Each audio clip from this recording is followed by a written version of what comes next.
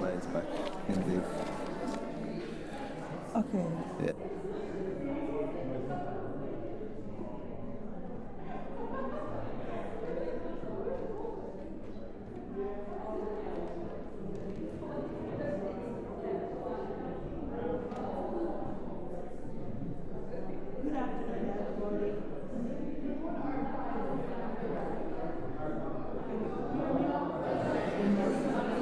It's not working. Okay. Good afternoon, everybody. We're glad you are here. I don't know. Okay. Now better. Yes, so we're glad that you are here this afternoon, and we're quite excited for this session. I'm Adejoke Ayola. I'm the Dean for the School of Health. We're quite excited to start our speaker series, and we have with us this afternoon Dr. Ya Bediako. I will just give a brief introduction before he starts the session.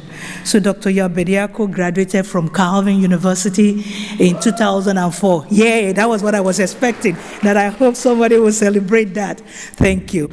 And he graduated with a Bachelor of Science in Biology. And after completing that, he went for his PhD at Northwestern University. And he came back to Calvin, and he taught in the biology department for some years before moving to United Kingdom. And right now, he's actually the CEO of Yemachi, yes, Biotech. Did I get it? Yes. Yemachi Biotech. So he's the CEO and co-founder of this cutting-edge biotechnology research company, and the headquarters is in Accra, in Ghana. And he's an immunologist, and he has a broad interest in investigating immune function among African populations. And this is in order to better address immunopathology associated with infectious and non-infectious diseases among this population. So we're excited to have amongst us this afternoon Dr. Ya Bediako, and he will be using the next few minutes to present on the topic of adding value at the source and how biotech could transform African health. Let's welcome Dr. Bediako.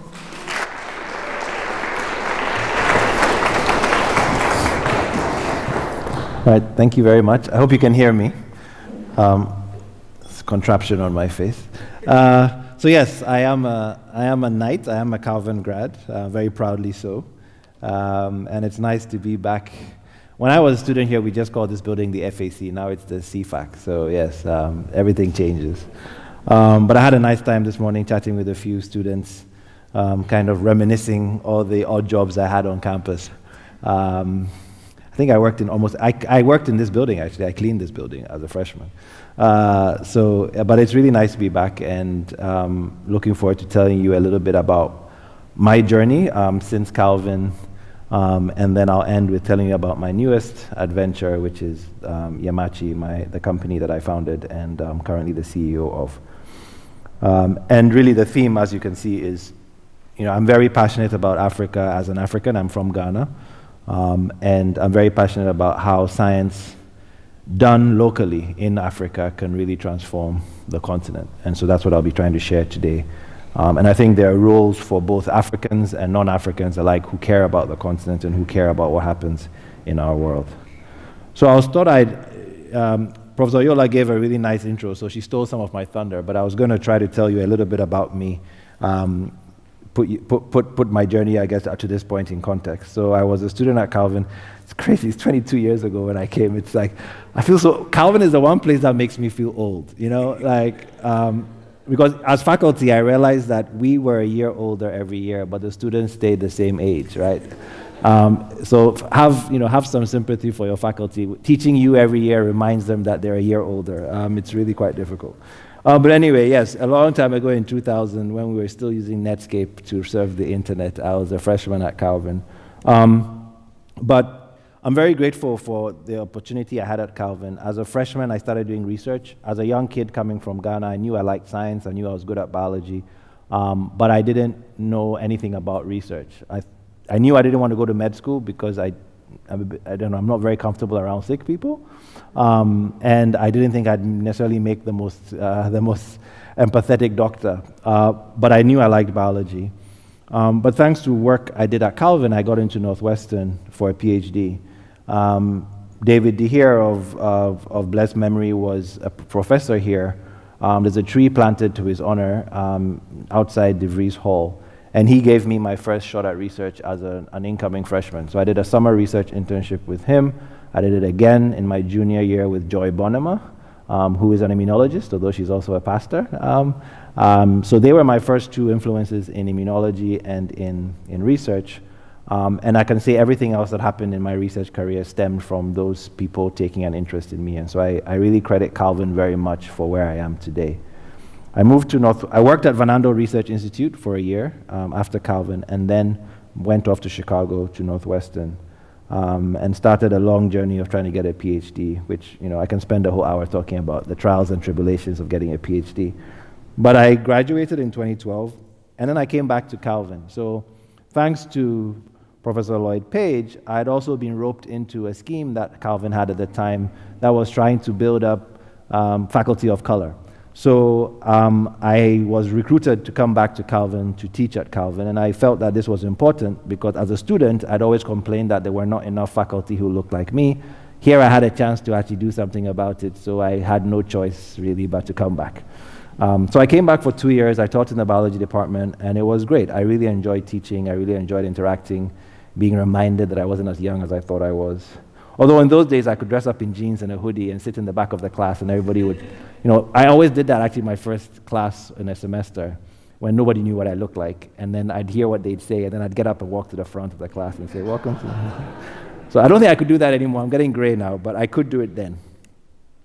I left Calvin in 2013. Actually, I left the US. So I'd been in the US for, close to 13 years, and I was really keen to move back to the continent. So I applied for and got a postdoctoral fellowship at Kemry Wellcome Trust. So Wellcome Trust is like the UK's equivalent of the Gates Foundation. They're a large charity that funds health work around the world. And they have a number of centers, but they have one in Kenya that is co-developed with the Kenyan Medical Research Institute. That's what Kemry stands for. And so I got an opportunity to go study malaria in children. So I was doing malaria immunology. And I did that for 2 years. So the center is on the coast of Kenya, so it's a great place to do research because literally you're on the beach. I mean, you leave the lab and you go to the beach. I had a house on the water. I mean, it was a very far cry from Grand Rapids winters, let me tell you that. But I had a good time there. I did that for 2 years. And then I moved out of Africa again to Europe. Now, this was difficult for me because in going to Kenya, my vision for myself was I was returning to the continent, and I was going to establish myself as a scientist in Africa. But anybody who's done research and has worked in academia knows you tend to follow where your grant funding takes you. And I had it up, one door closed in Kenya and another opened in London. And so I moved to London to the Francis Crick Institute. But the neat thing was my project was still studying malaria, and last time I checked, there's not really much malaria in London. So I spent half my year in Kenya anyway. So I was earning pounds and living in Kenya, so that was actually pretty nice.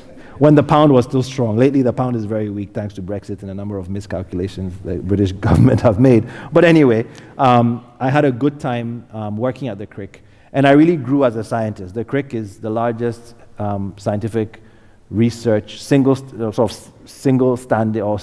building scientific research institute in Europe.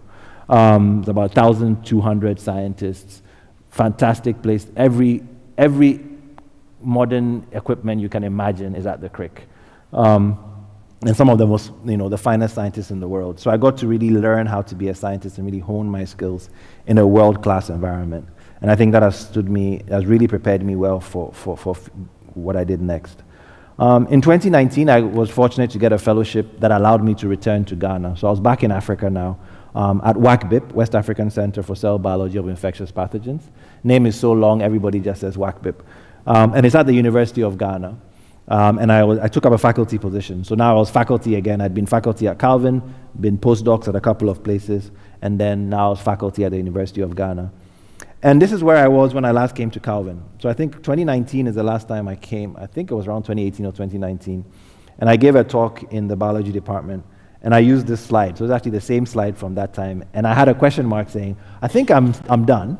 Like, I think I've arrived, but you never know where God is going to take me next. Clearly, I've had a very adventurous life up to that point. But I had, in my mind, I was going to build up my group at the university and really try to establish myself as a scientist in the university. So I'll leave that journey there for now. We'll come back to this figure later. But I'm going to now talk a little bit about Africa. Now, I'm sure some in this room are from Africa. I know my Ghanaian brothers and sisters are taking over Calvin gradually. Very happy to see that. I think last I heard, we were the second largest international contingent. I don't know if that's still the case, but we were more than Canada, which I thought was amazing. Right? I think it was Korea and South Korea and then Ghana, which, when you think about it, is actually quite amazing. We were a loud group when I was here, but we were louder than we were big. But we made up for the lack of numbers by just being loud in Nocrest. But anyway, so Africa is the second largest continent in the world.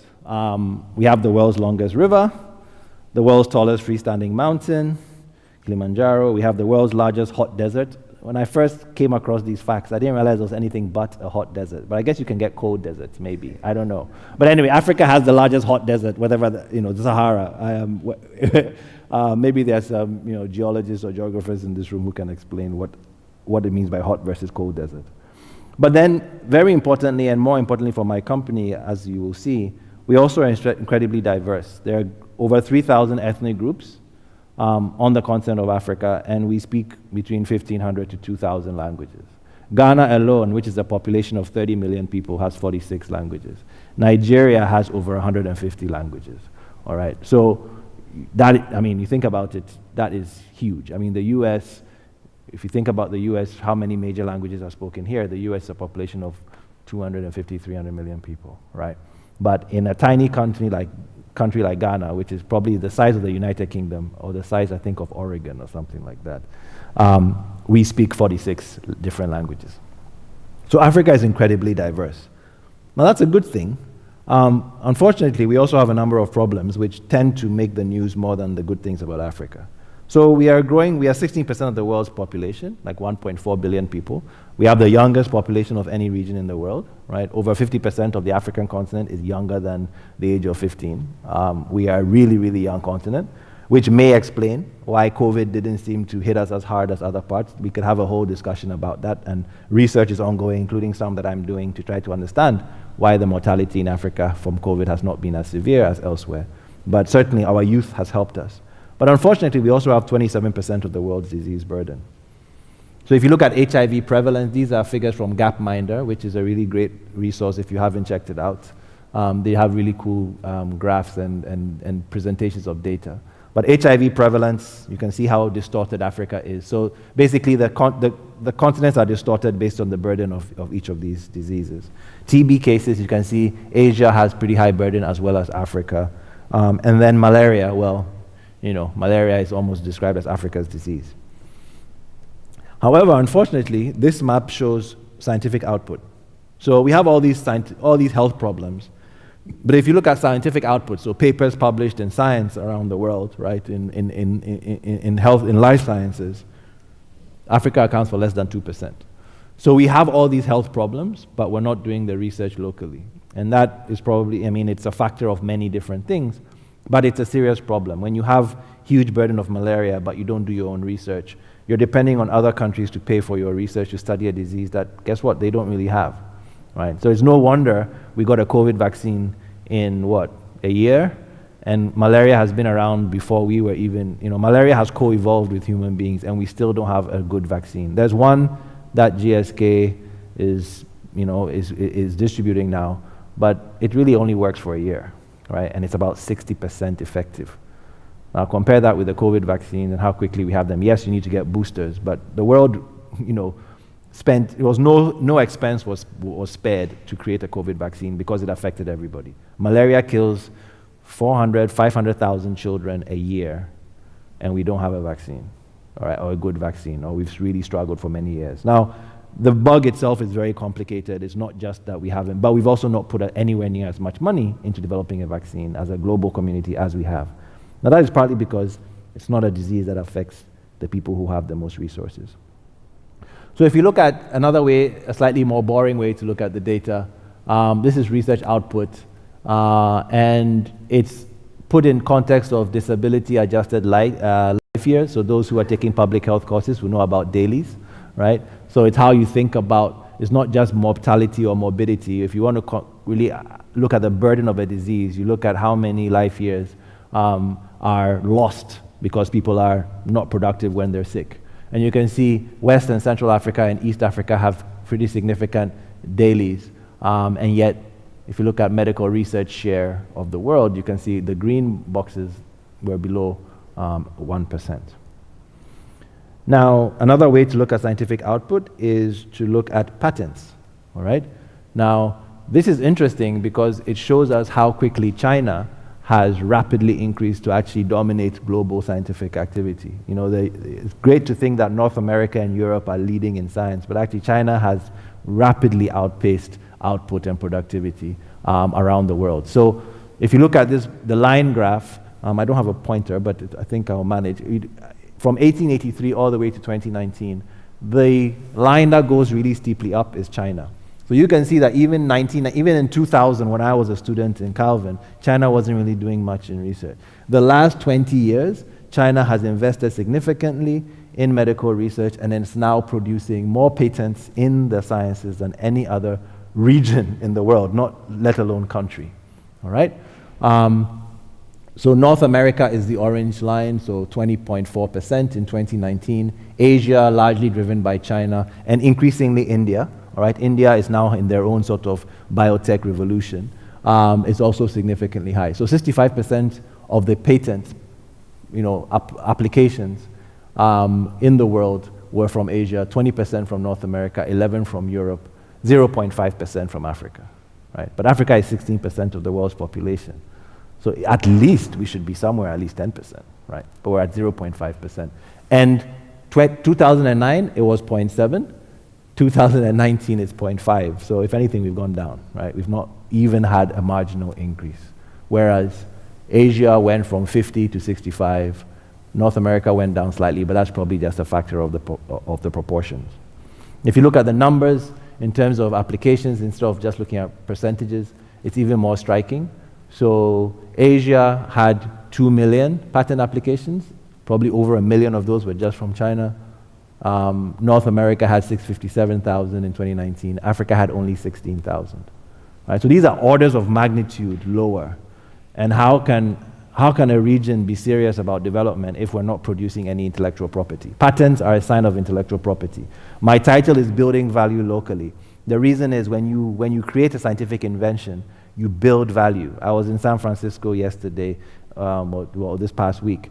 That is the home of biotech, Genentech, Roche, all these big multinational biotech companies and pharma companies that we hear about.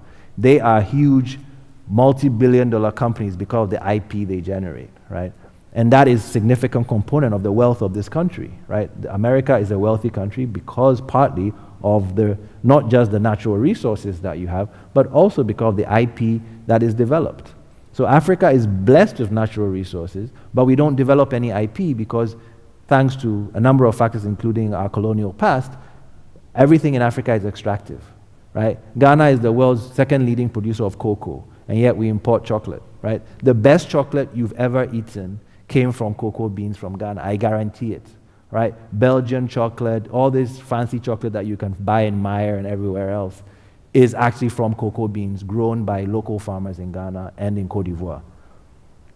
But why doesn't that translate to the wealth in the country? Because we export raw materials, which you buy in sacks, right? And the commodities are traded externally. We get very low revenue from those commodities, and the value is added elsewhere. And then you charge, think about how much chocolate goes into a small bar of chocolate, and that bar of chocolate is sold for more than a huge sack of cocoa beans. It's about value addition, right? So the same applies to our research. So if we're not filing for patents, we're not building any value locally, and it's no wonder that our countries continue to be impoverished. So now we can begin to talk about why. Why is scientific output so low in Africa? A large part of it is, obviously, it comes down to money. Science is very expensive. Any of the faculty here who've applied for grants know how quickly $100,000 or $1 million just goes. You want to do research in a lab, well, guess what? You can very easily spend several tens of thousands of dollars on a single experiment.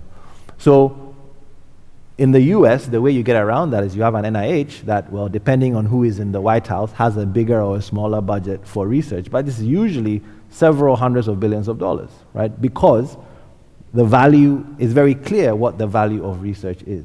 You get your Department of Defense that funds a lot of infectious disease research because your servicemen and women go to places that have dengue, that have malaria. So guess what? Your Department of Defense funds malaria research, right? I know people in Ghana who have had US Navy grants. The US Navy has a research center or has an affiliation with one of the research centers in Ghana. They send people to do research on different infectious diseases. So your government or the governments of countries invest significantly in research as a public good. Now, if you look at proportion of GDP that is invested in research across Africa, it's quite pathetic. Ghana is less than 0.5% of our GDP is invested in research. The US invests 2.7%. Now, the US GDP is considerably bigger than most countries' GDPs and still invests 2.7% in research, right? This was a study by the World Bank in 2014, so I couldn't find, very, very recent data, but I'm sure it's similar. And I know for a fact that African countries haven't really gone much further. So we don't invest very much of our own public money in research, and that, well, our countries are poor, our governments, some are corrupt, but they also have lots of competing interests. Are you going to build a school, or are you going to fund research? Well, voters want to see schools and hospitals, so they'll put money into things that on a 4-year election cycle they'll get votes from. Not really going to fund research because who cares about research, right? But when you do decide to invest in research, you see products. Now, a great example is Malaysia. In 1996, Malaysia only spent 0.2% of their GDP on research. Now, in 2014, they were at 1.3%. And you can see Malaysia's expansion and growth into a global power is directly correlated with that. Now, this is in South Africa. So South Africa is the one African country that has a bit more of a public research infrastructure. And between, they began investing more of their GERD. So GERD is the measure of how much GDP is spent on research and development. So as their GERD began to increase, somewhere around 2001, you can see there was an inflection point where all of a sudden South Africa was producing more publications.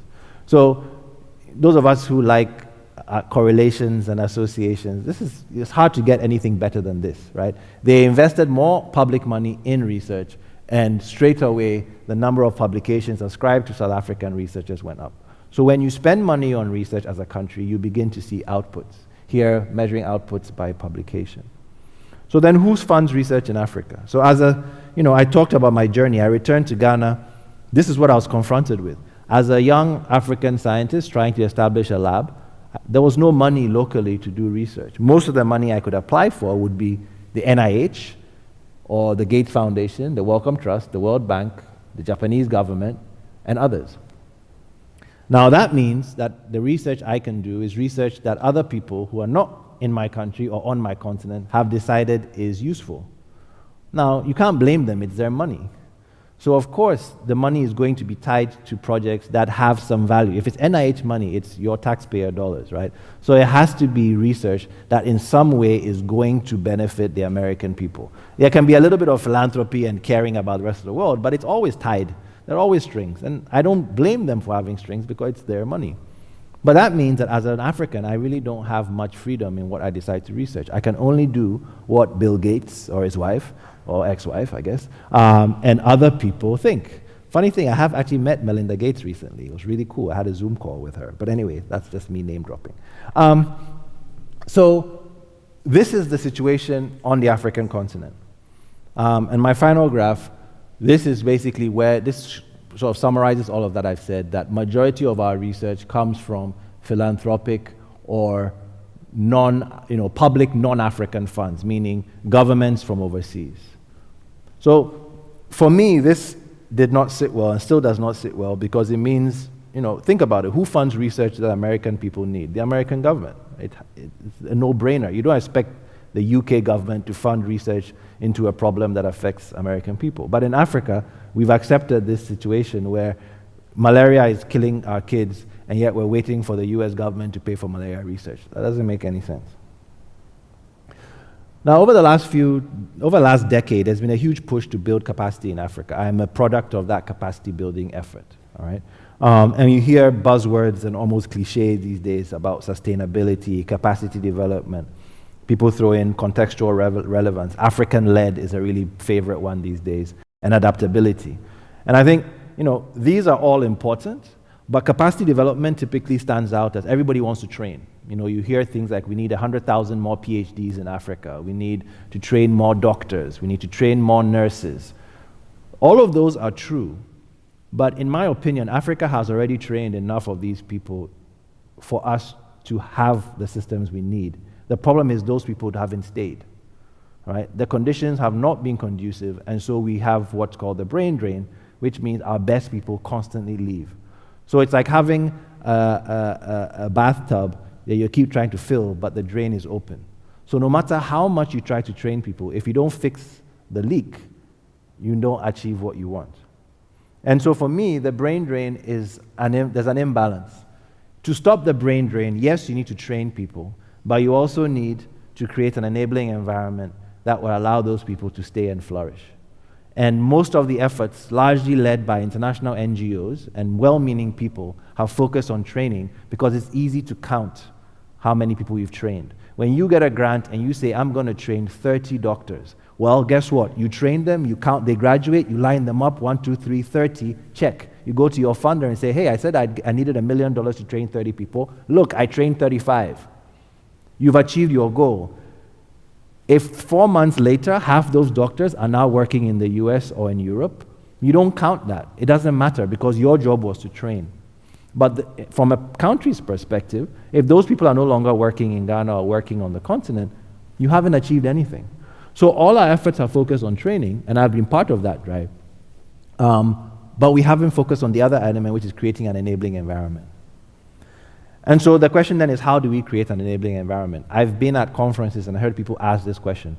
And typically what you hear is African governments need to give more to research. It's the standard answer that you get from the foundations, from the NIHs, from USAID. Everybody says African governments need to spend more. And the graph I showed you from the World Bank makes that point. African governments do need to spend more. But as an African who is hoping not to be, dead before this actually happens, I have to ask myself, since when did governments do what they were supposed to do anywhere, right? So, how dysfunctional is government here from time to time? You can't pass a bill because people don't like each other. So people are dying, and how close has this country got to defaulting when they want to raise the debt ceiling? It's just because politicians are arguing.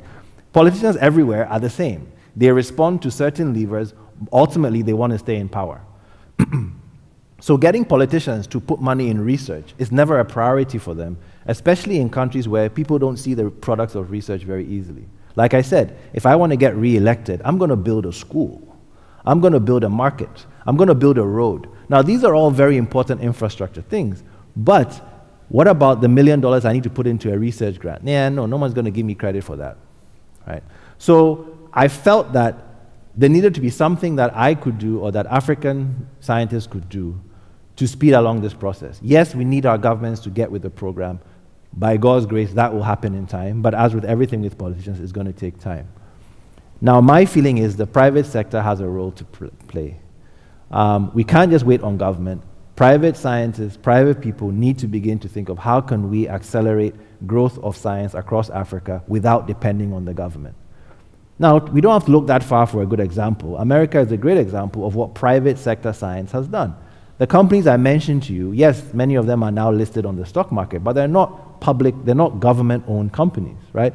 Genentech, Roche, Amgen, they're not government companies. They are private companies that have built considerable value by doing research commercially. Now, you could say all you want about Big Pharma, they're the bad guys, blah, blah, blah, but the truth is we wouldn't have COVID vaccines if it wasn't for Pfizer, if it wasn't for Moderna, all right?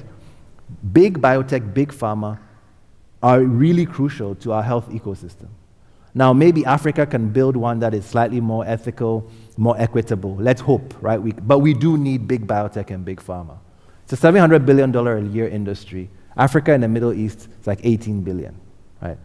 It's almost insignificant slice. And yet we are, once again, This is Africa and the Middle East. So Africa is probably like 5-6 billion, right? And we're 16% of the world's population.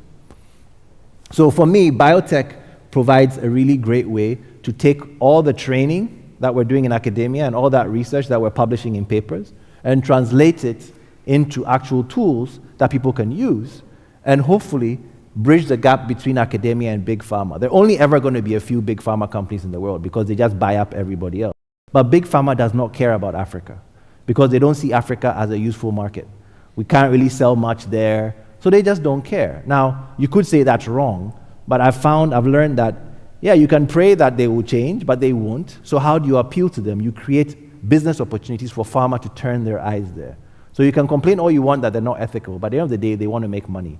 If you can present Africa as a commercial opportunity, big pharma will go to Africa. So how do we create that opportunity? How do we attract that investment?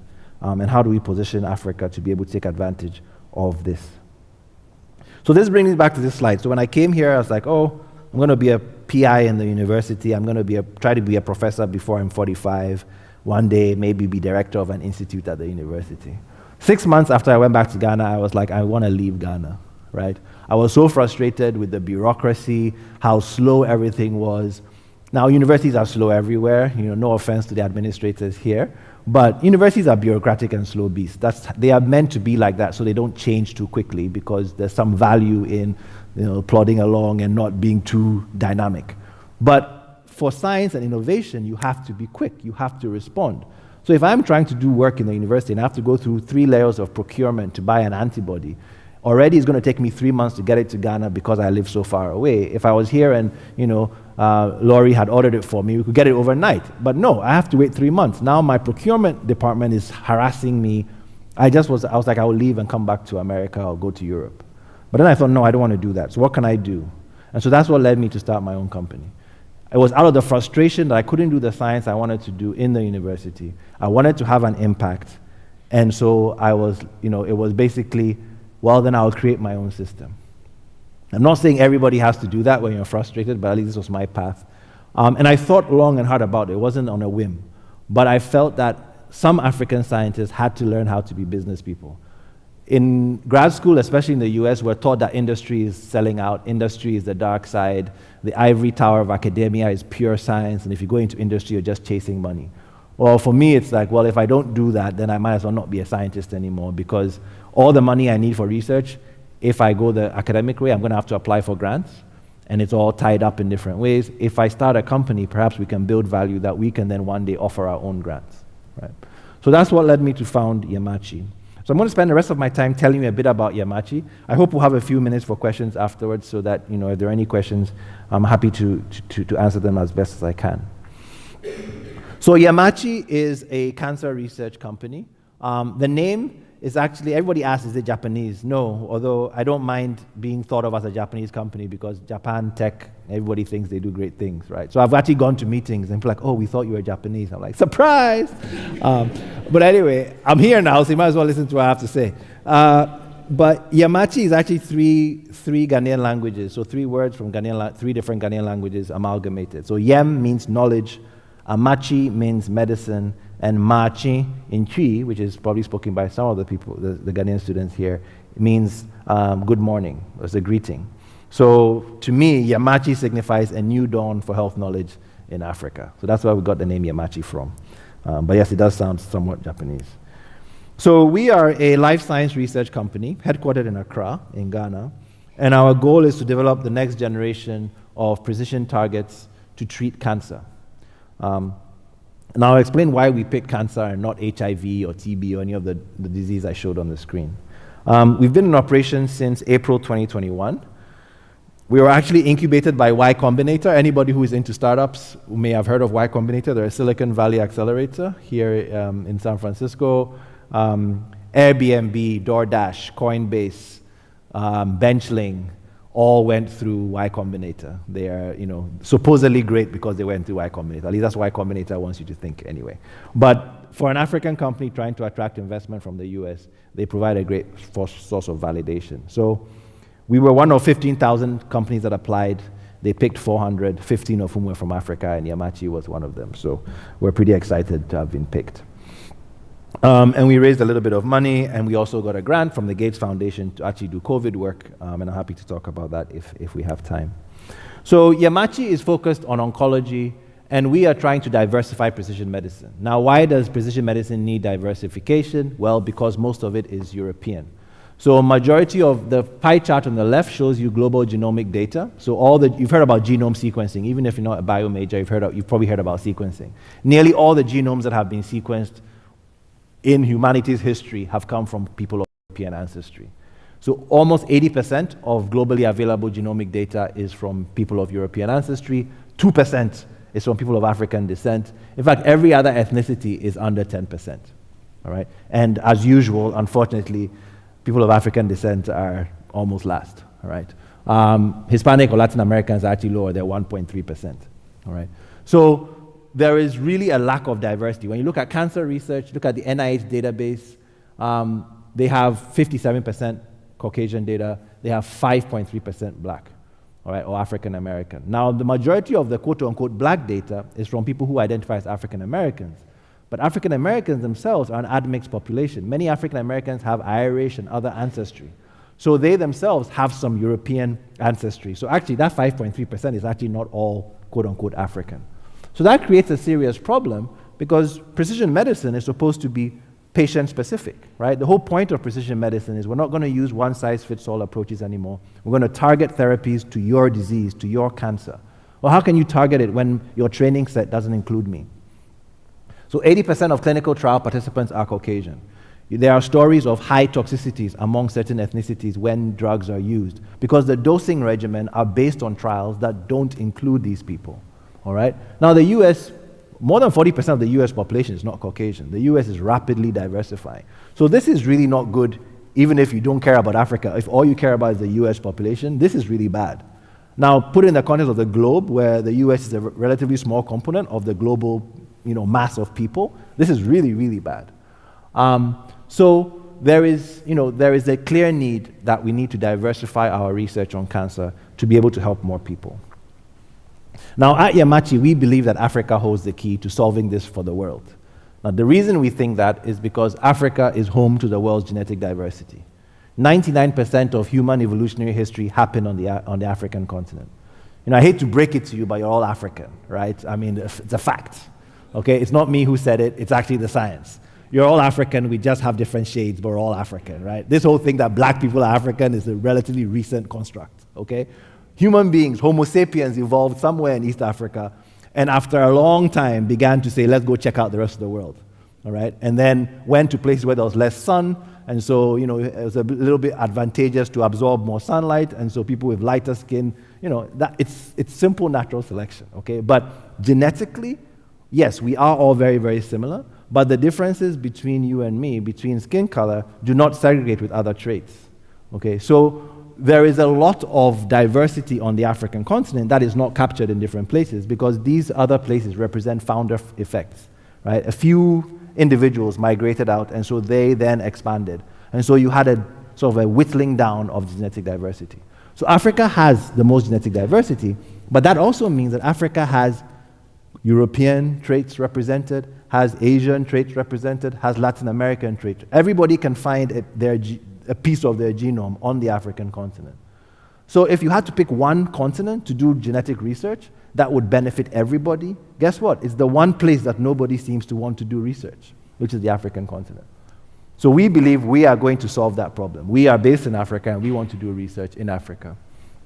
And there's good signs that we're onto something. A number of papers coming out recently, they sequenced 400 African people, random African people across the continent. They found 3 million new variants. Right? That represents 10% novel DNA that is not captured in the human reference genome.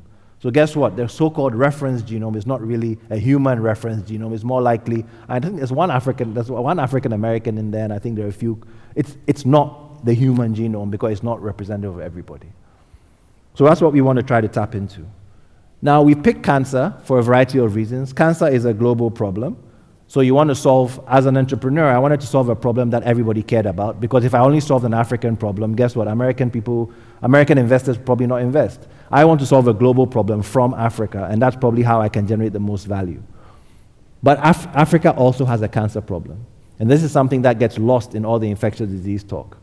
I spent a lot of my career studying malaria. Nothing wrong with that. It kills lots of people. But cancer kills more people in Africa than malaria does. Cancer already is responsible for over 700,000 deaths. And the trend is not looking good, right? By 2030, we're talking about 1 million deaths and on. Infectious disease rates are declining gradually thanks to all the hard work. But NCD rates, diabetes, heart disease, cancer, are rapidly rising across Africa because Africa's population is finally aging, right? We're not quite dying of malaria and other infectious diseases anymore, so we're living a bit longer. Unfortunately, the longer you live, the more likely you are to develop cancer, right? So there's a huge need for developing new therapies that work well in diverse populations. It's a need for people in the West, in Europe and North America, but it's also a need for people on the African continent. So at Yamachi, we are, as I said, we are interested in identifying new targets. The way we're doing that is by building a Pan-African cancer biodatabase. And then we're using AI and machine learning to analyze all this data with a view towards identifying the next target for cancer. So you probably all have the BRCA mutation, which has really revolutionized at least diagnosis of breast cancer or risk stratification of breast cancer in women. I believe the next BRCA, the next significant gene, is just waiting to be discovered among the African population. And that could completely redefine how anybody sitting here treats, if they ever unfortunately develop cancer, or if anybody develops cancer, that could really change how you are treated. So this is for my investors. So we are the only company building. It is true right now. Of course, others could start. But right now, we feel that we are the only company. And I would say the only way you could do this right is to be an African company, right? This is the key value add that we bring. No matter how much money Pfizer and Merck have, they can't work in Africa the way we can because we are from Africa. We live there. We know what it takes to work there. And so that is the value that we could bring to a Pfizer or a Merck, right? So once again, when you're thinking of what your company can do, you have to think of why can you do it and why and other people can't. So we've only been operational for 1.5 years, but in that time we've been busy. So we've already built partnerships, across Africa, but I'll start with partnerships with other countries outside of Africa. So we're building partnerships with US biotech companies that have cancer diagnostic tests, that have ways to treat cancer. And we're going to them and saying, look, you've never really tested this among more than just Caucasian people. We can help you see whether or not this actually works in a diverse population. Guess what? If that happens, you can market it in the US and say, look, this works if you're African American, or it works if you're Hispanic, right? But we're also interested in transferring that technology to Africa to help improve molecular diagnostic capacity on the continent. So it's not a one-way street. It's not just that we're providing an avenue for companies to see whether or not their technology works in a more diverse population, but in doing that, we hope to be able to build that capacity in Africa so we can improve the quality of health in Africa. So we have I think now it's more than 6 relationships in the US, England, Netherlands, and now even Australia, as well as South Africa. But the green is where we've built partnerships to collect samples. So anyway, this is our lab. We built a state-of-the-art lab in Accra. Shows it's possible to do it if you just, try, right? It's not cheap and it's not easy, but we wanted to build a lab that was on par with any lab you'd find anywhere. And I think it's a small lab, but in terms of what's in it, it's as good as you'd find. And what we've done now is build relationships across Africa. So this is the Pan-African bit. Even though we're based in Ghana, we've built relationships now with doctors and scientists in Senegal, Cote d'Ivoire, Ghana, Nigeria, Kenya, and then most recently in Tunisia. And so we are working with doctors who are treating people with cancer. And we're collecting samples, we're collecting clinical data, and we're beginning to sequence these samples, we're beginning to analyze this data to really understand how cancer presents in these populations, right? So this extensive network, which we will try to grow over time, provides us with unique access to the kinds of data that I believe everybody should want, but nobody has access to. And it's not easy to form these partnerships. Africa is not homogeneous politically, religiously, or anything. Okay, Africa is just diversity. Everything is diverse, right? Including our problems are diverse, all right? So sometimes, this has involved me visiting these countries, trying to talk to people, finding out what they want, right? Everybody wants different things, and sort of trying to build relationships and build trust. So we're very proud of what we've been able to do so far, and we're now beginning to roll out projects that are tapping into all of these resources. And the goal is that by the end of next year, we will already have the most diverse database of cancer anywhere in the world, because it will be across Africa. As I said, the NIH has, for breast cancer patients, the NIH has 586 samples. I checked recently. There are 586 whole exomes from women who self-identify as African American. We already have 100 whole exomes done. We have 17%. The NIH took 10 years to get 586, right? Of course, they have 6,000 from Caucasian women. But it will not take us that long to already be the go-to place for that kind of data. And I think that's really exciting, because then guess what? Big pharma companies are going to start knocking on our door saying, hey, we like to access that data. And that's where the commercial opportunity comes. And that's where you have leverage to say, okay, let's work together, but that drug that is not available here, well, these samples came from these people. It'd be nice if you could try to make it available. Then we begin to have opportunities to leverage and speak to their bottom line.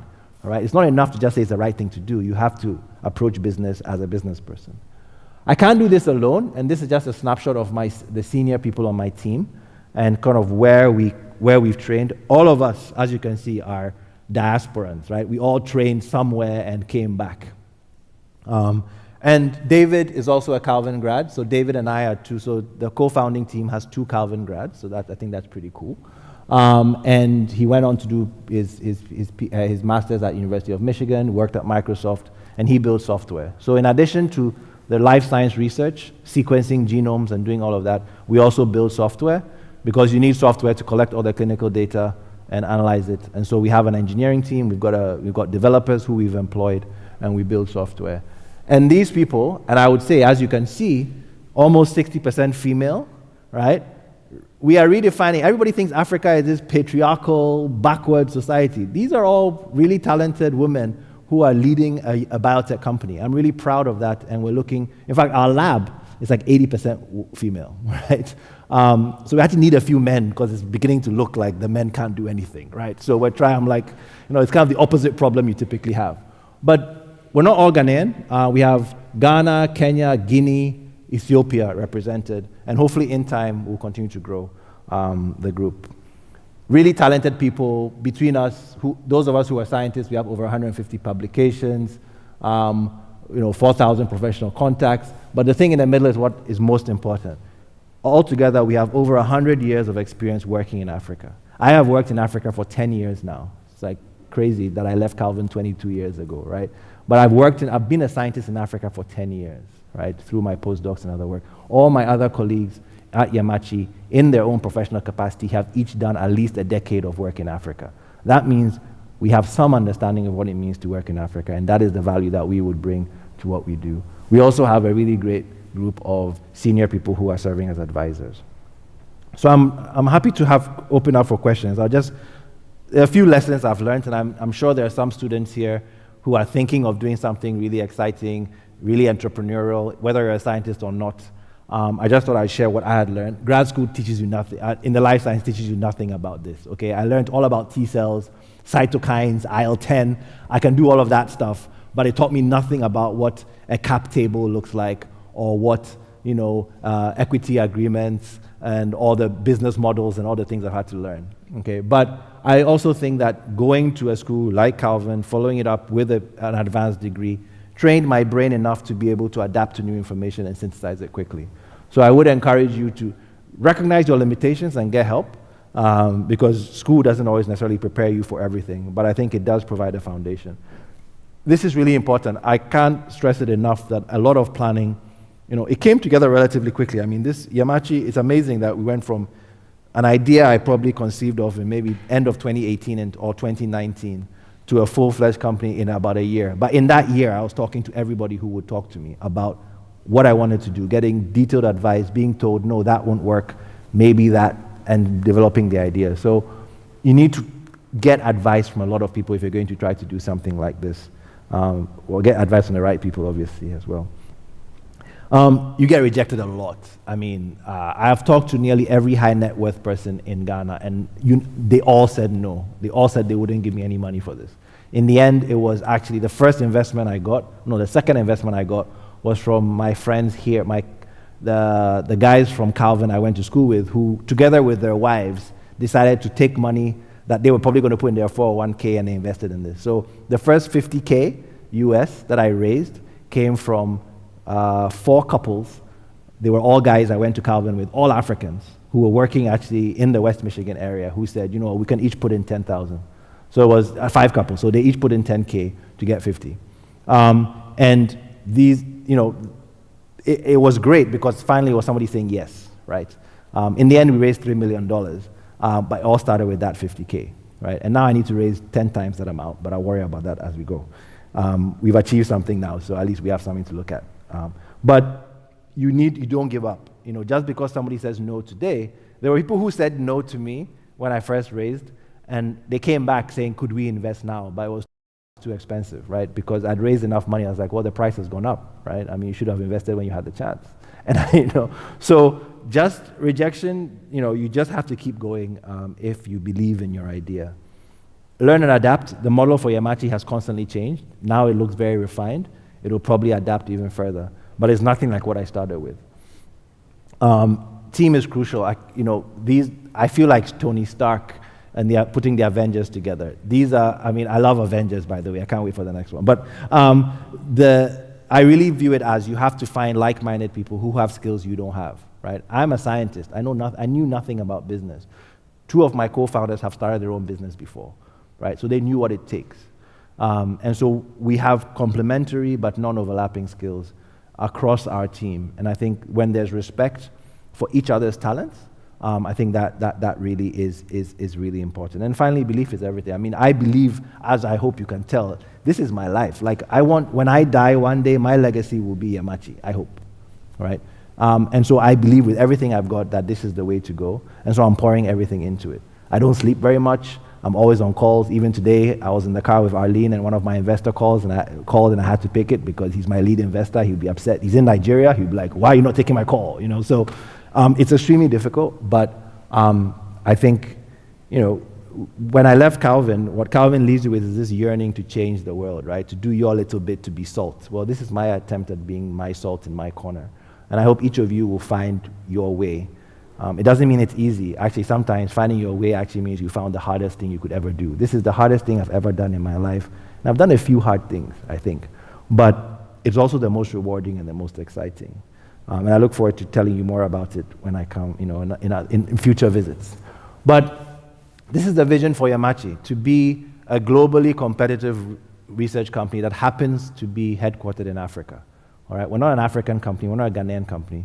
We want to be a global company, but when you look up where we're headquartered, we're not in San Francisco, we're not in London, we're not in Munich, we're in Accra, right? And that, to me, would be what it would take to begin to change the narrative around Africa. So I, as an African, obviously, I'm very passionate about people seeing Africa as more than just a case of problems and children with famine and flies flying around their eyes. I want people to see Africa for what it truly is. But the only way to do that is to get out there and try to make a difference. And so this is what we are trying to do. Innovations shaped by Africa, but for the world. And I think Africa has a lot to say and has a lot of contributions to make, and we hope that we will be part of that. So you can check us out on Twitter and LinkedIn. That's our website, and I'd be very happy to take any questions you have. Thank you.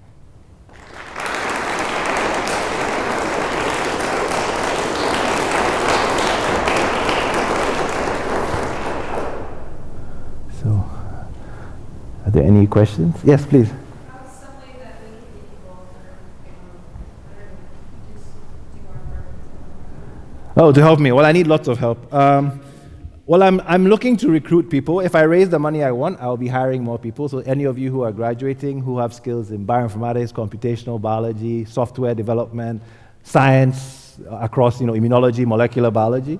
My dream is that kids from America will be like, I want to work at Yamachi.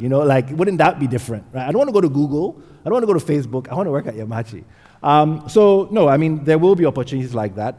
There are also, as we grow, we're hoping to have opportunities for internships where people can just contribute a bit of time. You can write a bit of code. You can join our engineering team, our dev team, and build something. I think it gives you an exposure to maybe problems you've not had a chance to work on before. We have really talented people in each of these areas, and I think they'd be great mentors for students coming out, maybe before you go to grad school or something like that. So I will be, I mean, I'm on the, my arm was not, it wasn't twisted that much, but President Bohr actually President Bohr has visited my lab. I should shout out, like Calvin President was actually at Yamachi, which was really cool. We actually have he took a picture and he posted it out there, so I was like, yeah, it's cool. But I am involved in the School of Health, and I think we will be looking at ways that we can create opportunities for students of different interests. As you can see, Yamachi, we touch everywhere, right? If all you do is build software, there's something for you. If you want to work in a hospital, I have 20 hospitals in my network that a nurse could go and work at if you wanted to, right? So I hope to be able to facilitate some of these interactions. We'll see how far we go, but I think there will be opportunities. So feel free to shoot me an email.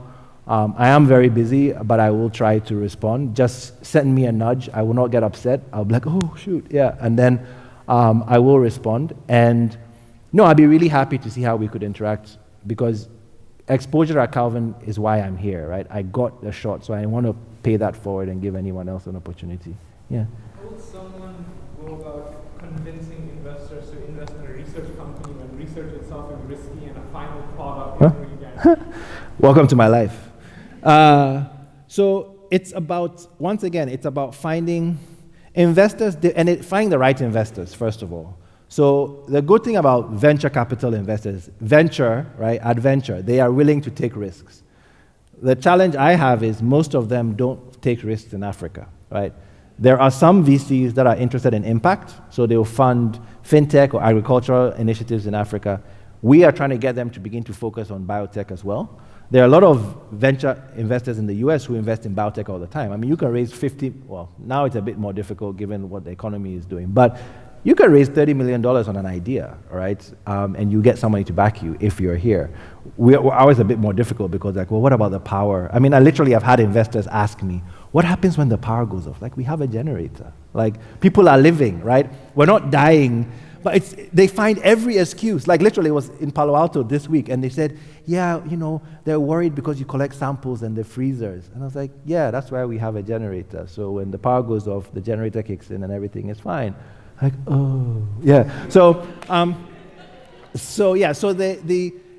in terms of getting investors, you need to have a clear idea. When we went through YC, the motto of YC is build something people want.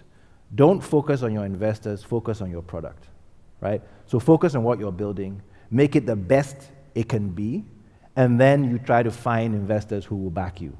It could be anything from trying to start a fintech or a social network, right, to a biotech company. Focus on what is the product, why is it important, make it as good as it can be, and then begin to shop around. And then as you get feedback, refine your model. Don't be too smart to change your model, because investors sometimes give you really good feedback.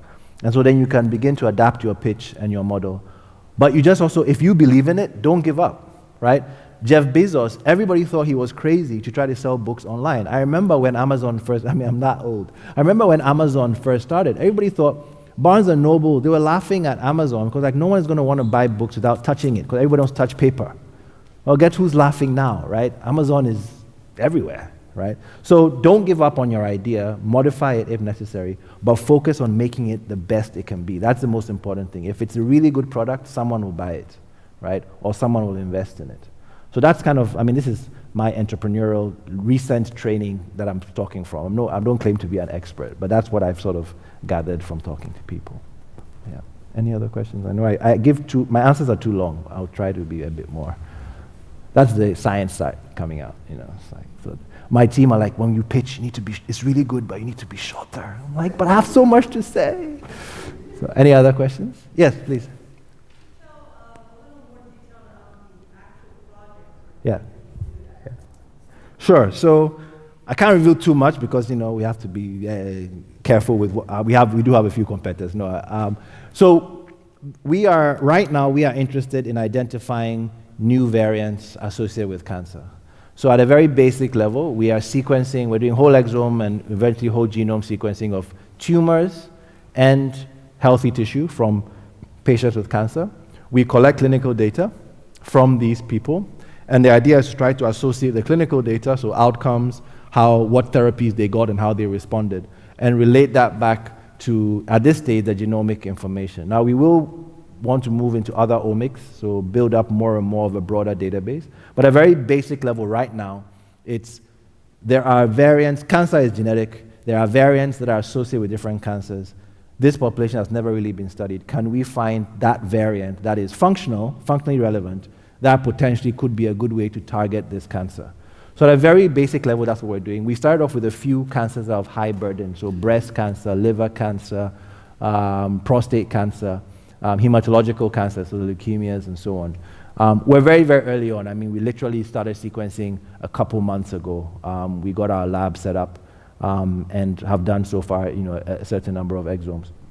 So with time, we will refine the depth of our science. So I'm hoping to bring in a few more scientists who can then begin to take each of these projects forward in more specific directions. But right now, at a very basic level, we're building the database, right? That can then be mined for insights. So I hope that gives you, yeah. So right now, we're building the world's most comprehensive database on cancer, and then we will use that to then do really deep dives into specific areas, specific questions, with the hopes of identifying the next BRCA, the next TP53. And there's good science. I mean, we have women who have breast cancer but have no mutation in any of the known variants. So they have something that is causing their cancer. We just don't know what it is yet. So we're quite excited about that. I think there was a hand up. So. Oh, hello. From your vantage point, as an new entrepreneur, Yes. where do you see biotech in Africa 10 years from now? Oh, where do I see or where do I hope? I think biotech is the future. I mean, if you look at fintech, if you look at Africa, there are clear signs that when tech comes in and takes hold and is allowed to evolve naturally, it really thrives. So Africa has had a huge fintech explosion. There are lots of payments companies that have come up. In fact, the most valuable startup in Africa is Flutterwave, which is like a $1.4 billion now fintech. I think biotech in the next 10 years will mirror that. There are lots of problems.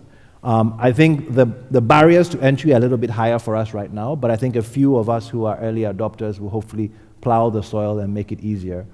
I think, optimistically in 10 years, there will be more than a handful of young biotech companies solving Africa-specific problems. But hopefully, in my view, the key to success is putting that in the context of a global issue, because the money for investment in biotech is still very much in Europe and particularly in North America.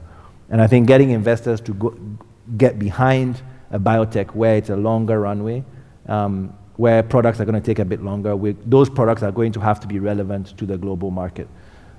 So I think being optimistic, I think in 10 years you would have, hopefully Yamachi as the leading the charge, but I think you could have 5, 6 really, or maybe even slightly more, really exciting companies building products, building diagnostics, building tools that would address some of the many health challenges that we have on the continent, but bring that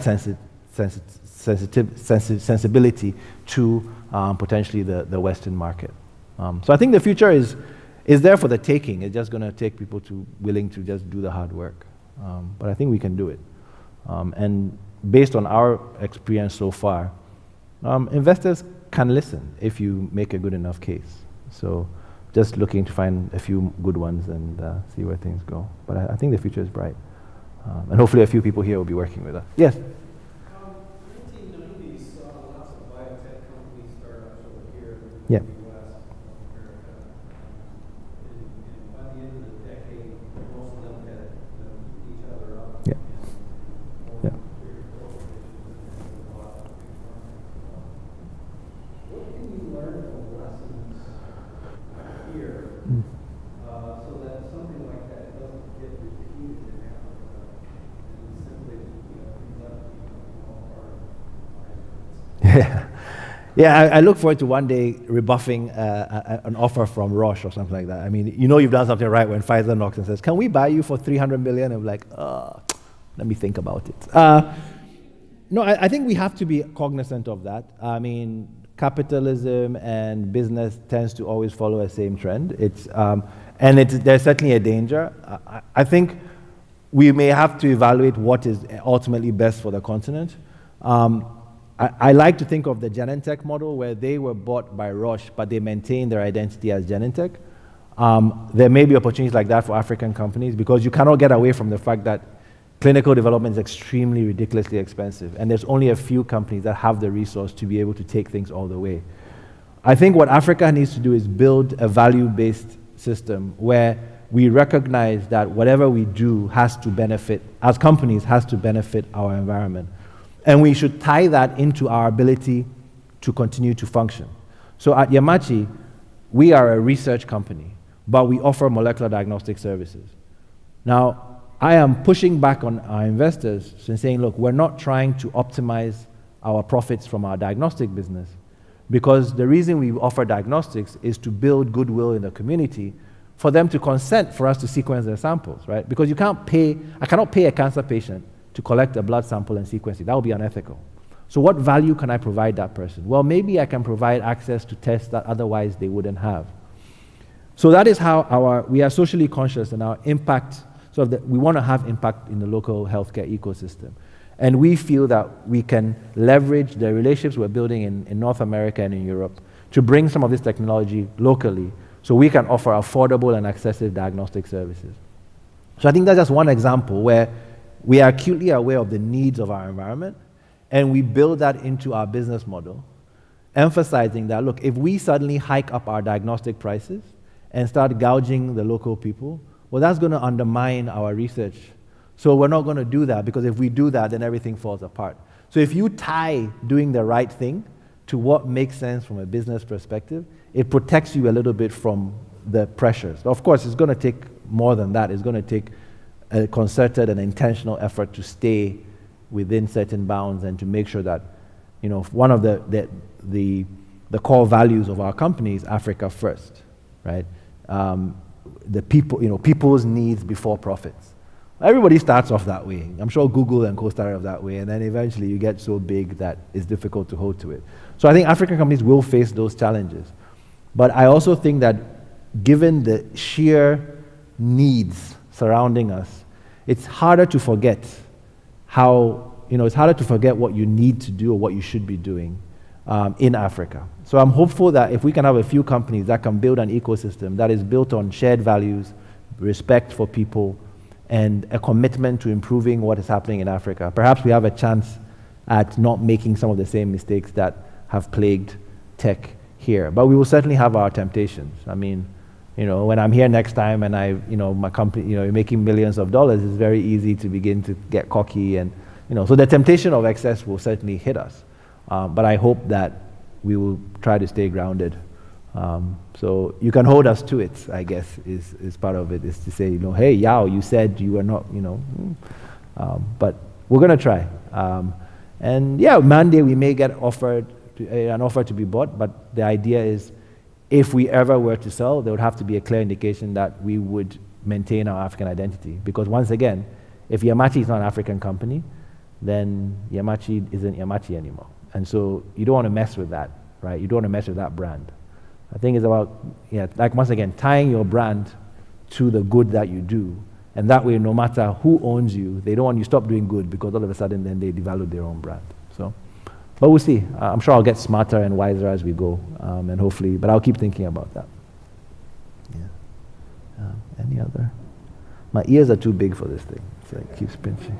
Thank my grandfather, my British grandfather, for the ears. It's like Charles. But anyway, Prince Charles, yes. Not my grandfather. My grandfather had ears like Prince Charles. So, yeah.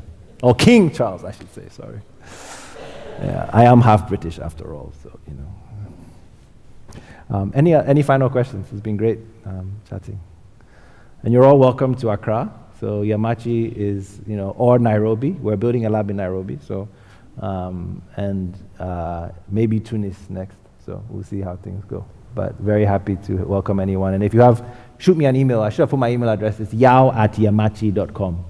So yaw@yamachi.com. If you have an idea, you want to, I don't claim that my advice will be better than the next guy's, but I'm happy to, give you my 2 cents. And if any of you have ideas about opportunities you think, or talent you think you might bring, we're really excited to try to get everybody involved in tackling what's a very, very big problem and a very, very big challenge. So thank you very much.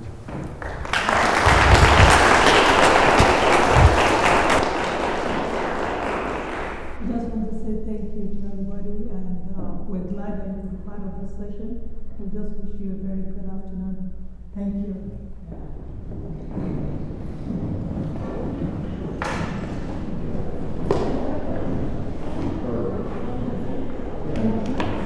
Yeah, that was